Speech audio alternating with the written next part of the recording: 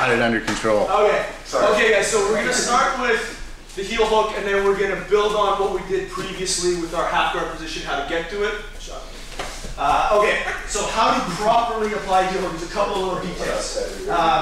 Okay. So one, the more I bend his leg, the more vulnerable it's going to be. The more his leg straightens, the less vulnerable it's going to be. And I want control of his hip. I want control of his knee. I want control of his heel. So what I'm trying to do is, my inside leg, my shin, is planted fairly deep in his hip. My other foot is across the hip. What we're actually going for is this entwinement, but we're going to get to that later. For now, we're just going to stay here.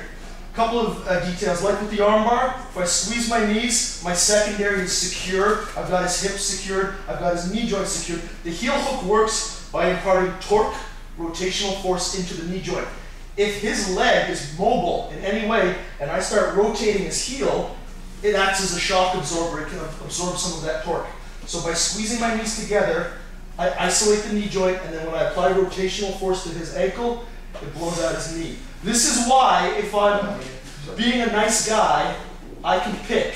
I don't know how nice this is actually, if I'm being, I don't know, creative. I can pick if I hurt his knee or his ankle. I can go like this and hurt his ankle. I can go like this, I can hurt his knee. So it's all up to me. But for escape purposes, if I do this, he can get out. If I do this, it's much harder for him to get out. So we're going to be squeezing our knees together. Our heel is dug in as deep to the hip as we can. His main defense is going to be to strip this. So remove my heel for, yeah. So if I'm just kind of, placing my foot lackadaisically on his hip, it's not going to work. Get it nice and deep. Not all the way over, because then heel will hook me, but just in his hip like this, and squeeze your knees tight. On your side is good.